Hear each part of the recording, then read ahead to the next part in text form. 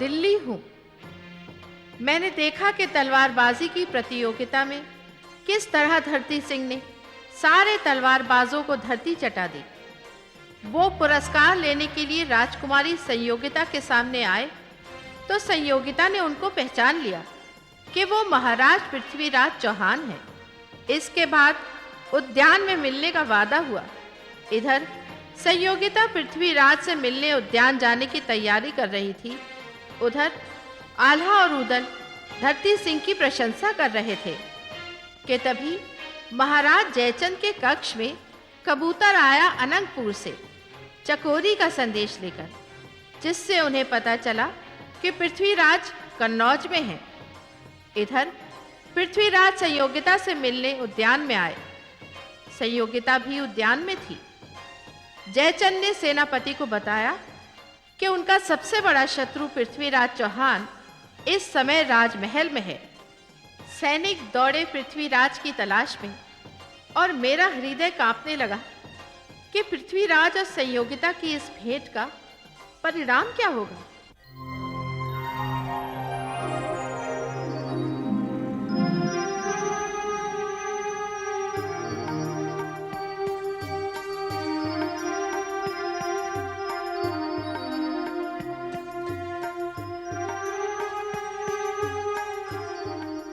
इन नजरों की प्यास तो बुझ गई राजकुमारी। अब अपनी वाणी का अमृत टपका कर इस प्यासी आत्मा की प्यास को भी बुझा दीजिए। आपने ऐसा क्यों किया? क्या किया हमने? कोई भूल हो गई हमसे? आपने तो हमें कहने का अवसर ही नहीं दिया कि हमारे प्राण आपके प्राणों में बसते हैं और आप अपने प्राणों को संकट में डालकर यहां चले आए। राजकुमारी, जब से आपको देखा है हम अपने आप को भूल गए हैं। हम अपने दिल के हाथों मजबूर होकर आपके पास आए हैं राजकुमारी, ये पूछने के लिए कि आपको देखने की जो ललक, जो तड़प, जो बेचैनी हमारे दिल में है, क्या वो तड़प, वो बेचैनी आपके दिल में भी है?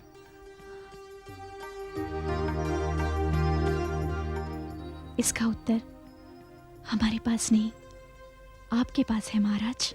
हमारे पास? हाँ, और आपका कन्नौज आना इसी बात का प्रमाण है।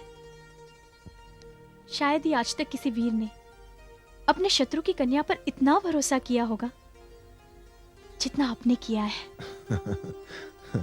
मगर महाराज, हमारी इस बात का उत्तर दीजिए। पूछिए। जिस समय आप हमारे हाथों से पुरस्कार ग्रहण कर रहे थे, उसी समय हमने आपको पहचान लिया था। अगर तब हम आपका भेद खोल देते तो क्या होता? होता क्या राजकुमारी? प्रेम का एक नया इतिहास लिखा जाता, जिसमें हमें नायक बना दिया जाता। संसार के सारे प्रेमियों की आंखें कुछ देर के लिए नम हो जाती, और जो लोग प्रेम नहीं करते वो आत्मघात की हमारी इस मूर्खता पर हमारी हंसी उड़ाते। और क्या? नहीं महाराज, आपकी मूर्खता नहीं, आपका विश्वास आपको यहां लाया है। हाँ, मेरा विश्वास। हाँ। शायद मैं दुनिया का पहला प्रेमी हूं जो शत्रु की सीमा में इस विश्वास के साथ आया है कि राठौड़ों की जिस कन्या को वो प्रेम करता है, क्या वो भी उससे उतना ही प्रेम करती है? अगर वो मुझसे प्रेम नहीं करती तो अब तक मुझे अपने क्षत्राणी होने का परिचय दे देती। आत्मघात की मूर्खता तो मैं कर चुका हूं राजकुमारी।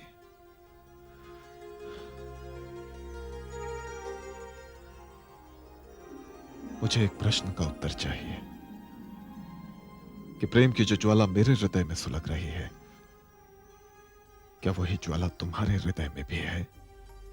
जिस हृदय की आप बात कर रहे हैं, उस हृदय को तो हमने खड़ी सिरसा में आपके चरणों में छोड़ दिया था। अब हम क्या जाने कि इस हृदय में आपके लिए कितनी प्रेम ज्वाला है। बस बस राजकुमारी, आपके मुख से यह उत्तर सुनने के बाद अब इस प्रेम को आगे बढ़ने से संसार की कोई शक्ति नहीं रोक सकती, कोई शक्ति नहीं रोक सकती। महाराज, ये बात तो निश्चित है कि ये प्रेम कथा लिखी तलवारों के साए में जाएगी। अब देखना यह है कि हमारे माथे पर आपके सिंदूर की बिंदियां दमकती है या फिर हमारे रक्त की बिंदियां। राजकुमारी, राजकुमारी, अनर्थ हो गया राजकुमारी, अनर्थ हो गया। क्या बात है चित्रा? महाराज को इनके यहाँ आने की खबर हो चुकी है। अब तक तो वो सैनिकों को आदेश भी दे चुके होंगे। क्या? लेकिन उन्हें ये सूचना दी किसने? ये सूचना किसी गुप्तचर ने अनंगपुर से भेजी है। अनंगपुर में कन्नौज के गुप्तचर? तब तो हमें अपने कक्ष में जाना पड़ेगा राजकुमारी। क्या कहा आपने? अपने कक्ष तक? लेकिन क्यों महाराज? मेरी तलवार मेरे कक्ष में है। एक बार मेरी तलवार मेरे हाथ में आ जाए तो मैं इस आने वाले तूफान का सीना चीर कर यहां से निकल सकता हूं। नहीं नहीं महाराज, अब आप अपने कक्ष तक नहीं जा सकते। आप चलिए हमारे साथ। कहां? जहां हम कहें। राजकुमारी, क्या आप चाहती हैं कि हम कायरों की तरह मुंह छुपाकर यहां से भाग जाएं? महाराज, आप मत भूलिए कि इस वक्त आप प्रेमी हैं, योद्धा नहीं। और आपको यहां से प्रेम पूर्वक विदा करना हमारा धर्म है। हाँ, अगर कभी इस प्रेम के कारण युद्ध करना पड़ा तो परंपरा अनुसार हम स्वयं अपने हाथों से आपको यह तलवार देंगे। मगर इस वक्त तलवार की आवश्यकता नहीं है। आप चलिए हमारे साथ। राजकुमारी। महाराज, आप चलिए हमारे साथ। चलिए महाराज, चलिए।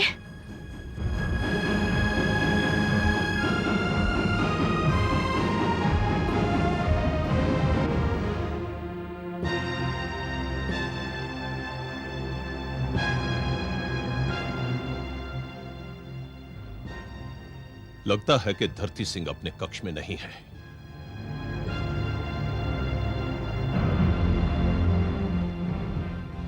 महाराज, धरती सिंह की तलवार तो यही है। वो भी यहीं कहीं आसपास होगा। तलवार यही है?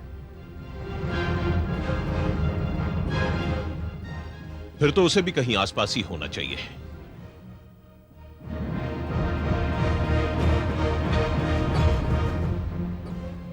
यह तलवार तो बहुत भारी है। लाइए महाराज, मैं देखता हूं।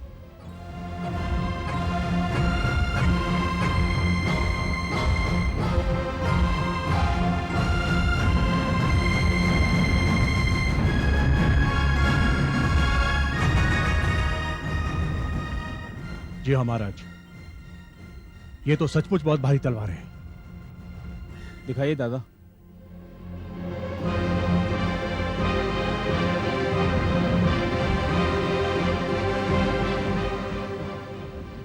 महाराज, इस सारे क्षेत्र में दो ही ऐसे योद्धा हैं जो इतनी भारी तलवार चला सकते हैं, जिनमें से एक है दादा आल्हा और दूसरा है पृथ्वीराज चौहान। तो इसका अर्थ यह हुआ कि धरती सिंह की वेशभूषा में यहां आने वाला पृथ्वीराज चौहान ही है। जी हाँ महाराज, अब तो यह निश्चित रूप से कहा जा सकता है कि धरती सिंह ही पृथ्वीराज चौहान है। अन्नदाता की जय हो। सेवक, अतिथि धरती सिंह कहां गए? अन्नदाता, उन्होंने इतना ही कहा था कि वो उद्यान की ओर जा रहे हैं।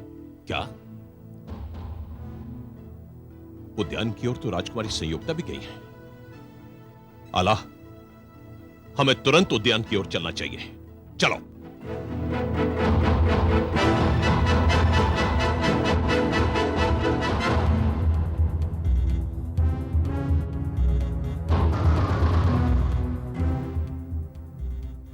ये कहां ले आई आप हमें राजकुमारी? ये एक खुफिया रास्ता है महाराज, आप यहां से चलिए।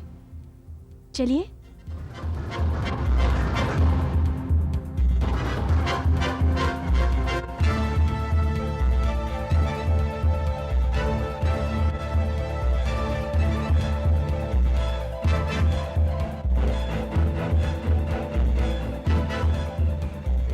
महाराज, जितनी जल्दी हो सके आप यहाँ से निकल जाइए।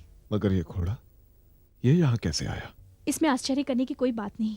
जब आपने हमसे उद्यान में मिलने के लिए कहा था, तभी एक डर सा था हमारे मन में, इसलिए हमने ये व्यवस्था पहले से ही कर रखी थी। राजकुमारी, ये सब देखकर हम हैरान हैं। हमने तो सुना था कि प्रेम पागल होता है। हाँ, सच सुना था आपने, और अब इसमें कोई शक भी नहीं रह गया है।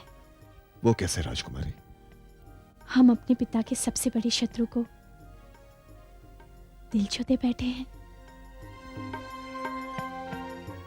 राजकुमारी, अपने प्रेम का आरंभ तो बड़ा ही सुंदर हुआ, अब इसका अंत भी।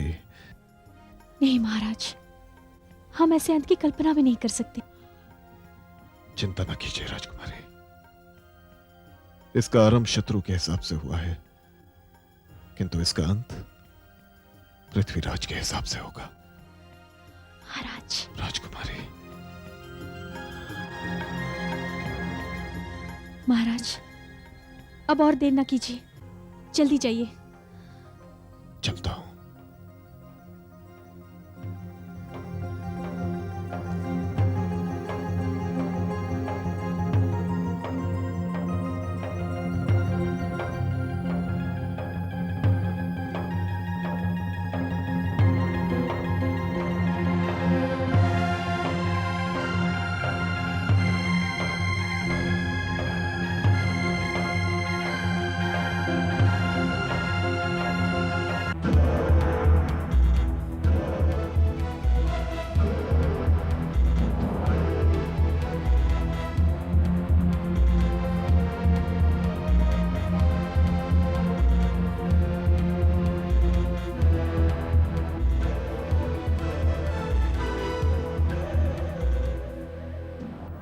कहां है राजकुमारी?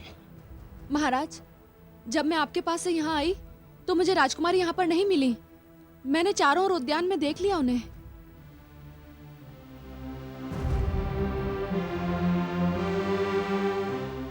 कहीं ऐसा तो नहीं कि पृथ्वीराज को पता चल गया हो कि हमें उसकी असलियत का पता चल गया है और उसने राजकुमारी का अपहरण करके उसे बंदी बना लिया हो? नहीं महाराज, ऐसा नहीं हो सकता। कुछ भी हो सकता है, मगर पृथ्वीराज चौहान ऐसी गिरी हुई हरकत नहीं कर सकता, क्योंकि वो स्त्रियों का सम्मान करना जानता है। नहीं महाराज, अगर उसने राजकुमारी को बंदी बनाया तो इसका मतलब वो पृथ्वीराज चौहान नहीं, वो केवल धरती सिंह है। अगर ऐसी बात है तो फिर राजकुमारी संयोगिता गई कहां? महाराज, राजकुमारी संयोगिता। पिताजी, आप? पुत्री, कहां थी तुम? हम बस उद्यान में ही थे। और पृथ्वीराज चौहान? पृथ्वीराज चौहान? हाँ, पृथ्वीराज चौहान।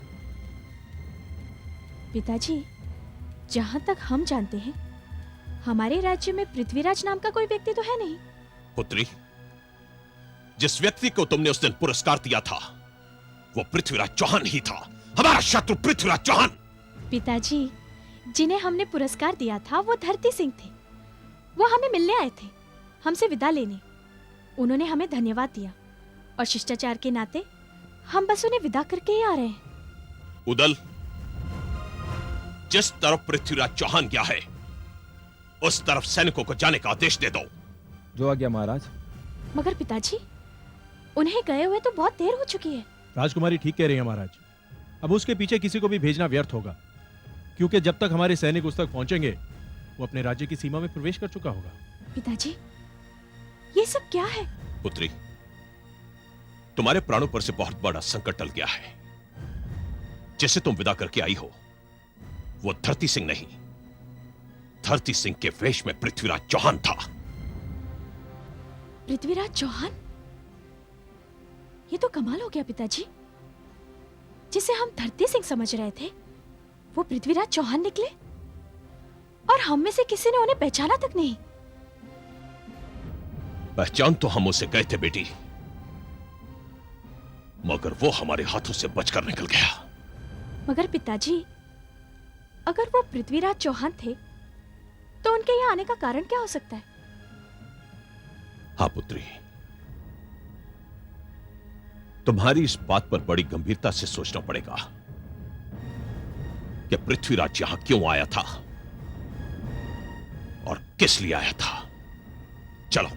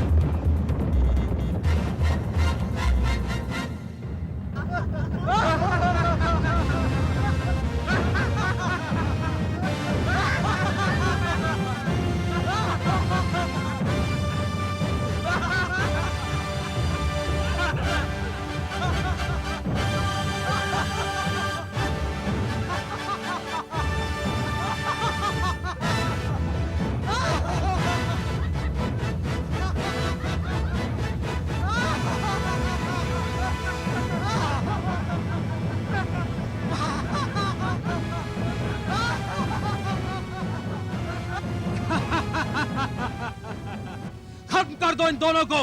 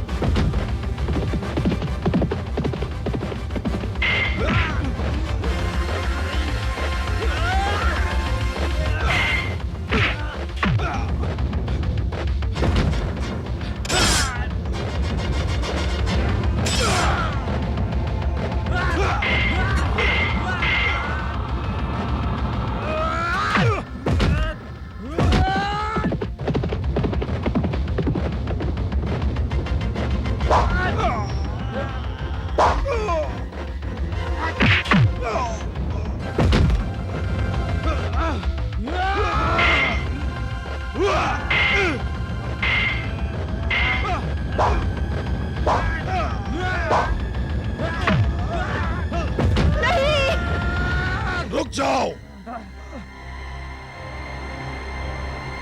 कौन हो तुम? मैं जो भी हूं, मगर तुम यवन सैनिकों को पृथ्वीराज चौहान के राज्य की सीमा के अंदर ऐसा जघन्य अपराध करने की अनुमति किसने दी? चुपचाप चले जाओ, हमारे काम में दखल न दो, वरना खामखा मारे जाओगे। मैं कहता हूं छोड़ दो इन्हें। और हम कहते हैं चले जाओ यहाँ से, हमारे गुस्से को मत ललकारो। गुस्सा सिर्फ कायरों को आता है, वीरों को नहीं। तुम लोग इतने सारे हो और तुम्हारे सामने ये घायल और इसके साथ एक स्त्री। मैं कहता हूं मैं ये हत्या नहीं होने दूंगा। तुम्हारी दुश्मनी का जो भी कारण हो, दुनिया का कोई कानून किसी निहत्थे की हत्या करने का अधिकार नहीं देता किसी को। मैं ये अनर्थ नहीं होने दूंगा। इससे पहले हम तुम्हारा काम तमाम कर देंगे। कर दो इसका सर कलम।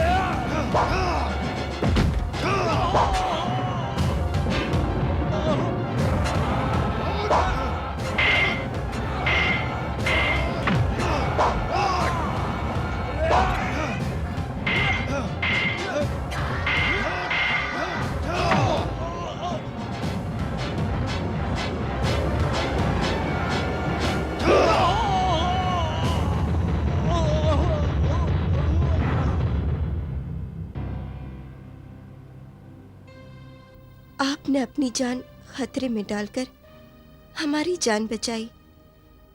इस एहसान को तो हम कभी नहीं चुका पाएंगे,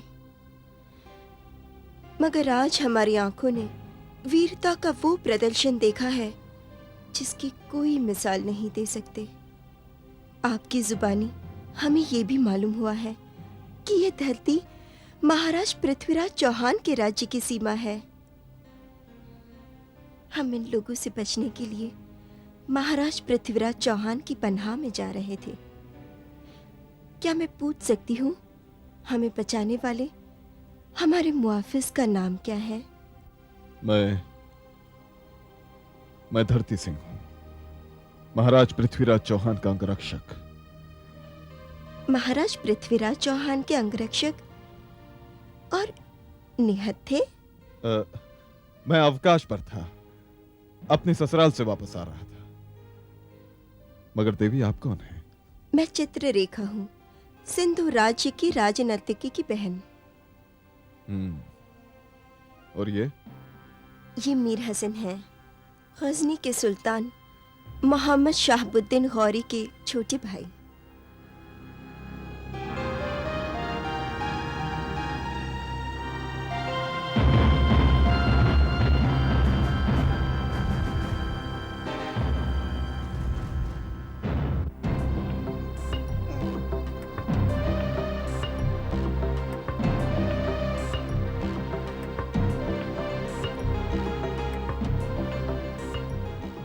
क्या हुआ?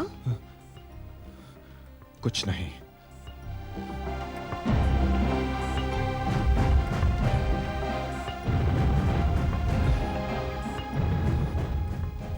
इनकी हालत तो बहुत गंभीर है।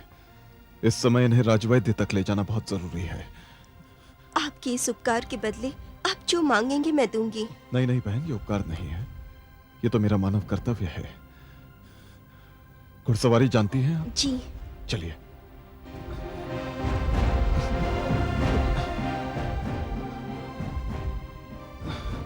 आइए जल्दी।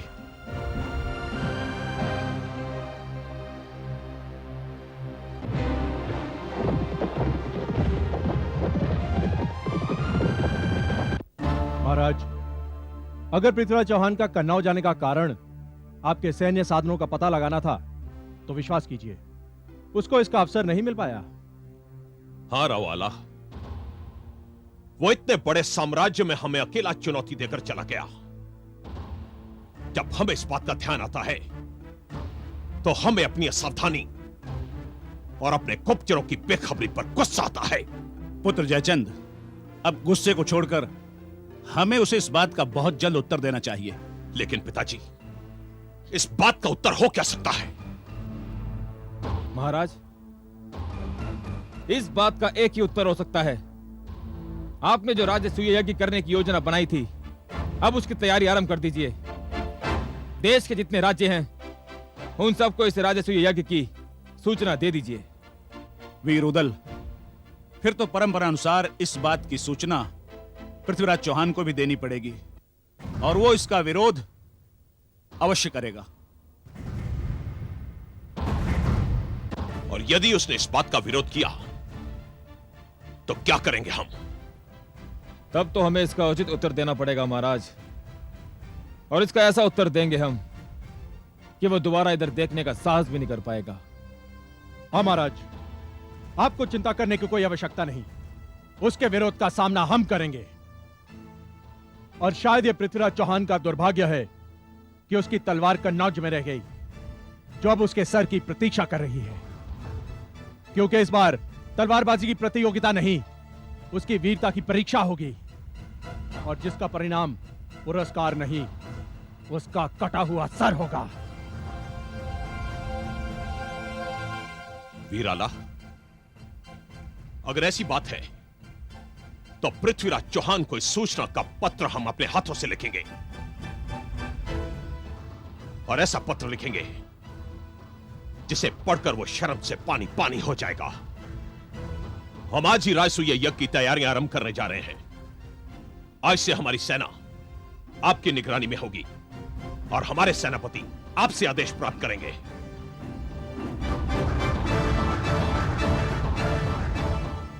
पुत्र जयचंद, हम तुम्हारे इस निर्णय से अति प्रसन्न हुए। महामंत्री, आज्ञा अन्नदाता। राजपुरोहित और सारी ब्राह्मण सभा को इस राजसूय यज्ञ की सूचना दे दो। जो आज्ञा अन्नदाता। पुत्र जयचंद, तुम पृथ्वीराज चौहान को अवश्य पत्र लिखो। मुझे इस बात की प्रतीक्षा रहेगी कि इस सूचना का हमारे शत्रु पर क्या प्रभाव पड़ा। पिताजी, मुझे प्रभाव की नहीं, परिणाम की प्रतीक्षा है। महाराज, परिणाम वही होगा जो दादा आला ने कहा। महाराज, महाराज, चंद्रवरदाई। महाराज पृथ्वीराज चौहान, आप अनंगपुर वापस आ गए। आपके मित्र कवि चंद्रवरदाई के शरीर में जान आ गई। क्यों कवि चंद्रवरदाई, क्या आपको विश्वास नहीं था कि हम वापस लौट आएंगे? नहीं महाराज, आप पर विश्वास था, मगर बैरी के बैर पर विश्वास नहीं था। अनहोनी को होनी कर दे, उसका नाम पृथ्वीराज चौहान है। महाराज, मैं व्याकुल हूं कन्नौज के समाचार सुनने के लिए। बसंत उत्सव कैसा रहा? मित्र, हम कन्नौज गए तो थे अकेले, मगर वापस अकेले नहीं आए। एक यादों का मेला साथ लाए हैं। यादों का मेला। महाराज, आपकी राजकुमारी संयोगिता से प्रेम भेंट कैसी रही? वो हमारे साथ थी, हम उनके साथ थे, मगर उन्होंने हमें पहचाना नहीं। ये कैसे हो सकता है? यही हुआ चंद्रवरदाई, यही हुआ। हम वहां पृथ्वीराज के वेश में तो थे नहीं, धरती सिंह के वेश में थे। फिर तलवारबाजी की प्रतियोगिता हुई। पाटलिपुत्र के धरती सिंह ने सारे तलवारबाजों को एक साथ धूल चटा दी। सर्वश्रेष्ठ तलवारबाज घोषित किया गया हमें। लेकिन चंद्रवरदाई, जब हम पुरस्कार लेने राजकुमारी के सामने गए, तब हमारे दिल की धड़कनें तेज हो गई। हमने इशारों में अपना असली परिचय दिया राजकुमारी को। फिर जानते हो क्या हुआ? हमें पहचानते ही राजकुमारी के हाथों से पुरस्कार गिर पड़ा। फिर क्या हुआ महाराज? फिर हमने राजकुमारी के हाथों से पुरस्कार लिया, उनके नैनों से पुरस्कार लिया, उनके हृदय से पुरस्कार लिया। कविराज, वो सम्मान अभी भी हमारी आंखों के सामने घूम रहा है। महाराज, उधर आप कन्नौज में थे और इधर मेरा मन व्याकुल था और डर भी रहा था। जब से आप गए हैं एक पल भी नहीं सोया मैं। बड़े अजीब अजीब विचार आ रहे थे मन में। इसलिए कि तुम मित्र हो हमारे, दिल से चाहते हो हमें। मेरे चाहने की बात छोड़िए महाराज, अपनी चाहत की बात सुनाइए। हमारी चाहत तो रंग लाई है चंद्रवरदाई। हां, और तुमने बिल्कुल सच कहा था।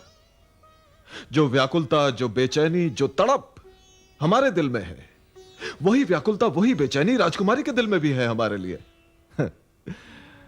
पुरस्कार समारोह के बाद उद्यान में मिलने का वादा किया था।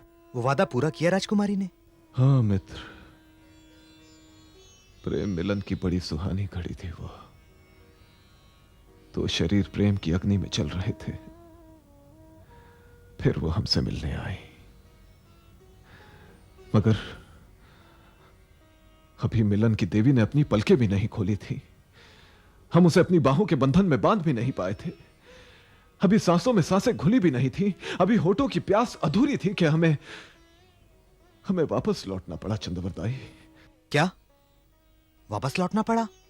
हाँ मित्र, ये मिलन अधूरा ही रह गया। मगर महाराज, कारण?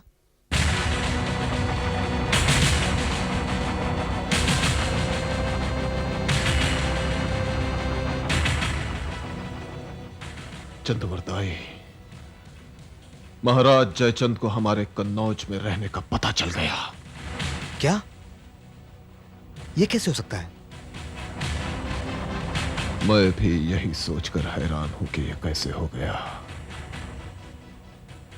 चंद्रवरदाई, कन्नौज राज्य का कोई गुप्तचर इस समय हमारे राजमहल में मौजूद है। कन्नौज राज्य का गुप्तचर हमारे राजमहल में? हाँ, और इस बात पर इसलिए विश्वास करना पड़ा क्योंकि स्वयं राजकुमारी संयोगिता की सहेली ने बताया कि अनंतपुर से किसी गुप्तचर का संदेश आया था कि पृथ्वीराज चौहान कन्नौज में है। मगर कविराज, मेरे कन्नौज जाने की बात क्या तो मैं जानता था, क्या तुम? क्या महाराज? तो क्या आप मुझे? नहीं नहीं मित्र, नहीं। अगर कोई यह कहे कि सूरज पूरब की जगह पश्चिम से निकला है तो मैं मान सकता हूं, मगर मैं यह कभी नहीं मान सकता कि मेरा मित्र कन्नौज राज्य का गुप्तचर है। कभी नहीं। फिर भी मित्र, एक प्रश्न है जो अपनी जगह खड़ा है कि जो बात हम दोनों के बीच हुई थी उसका पता तीसरे कान तक कैसे पहुंचा।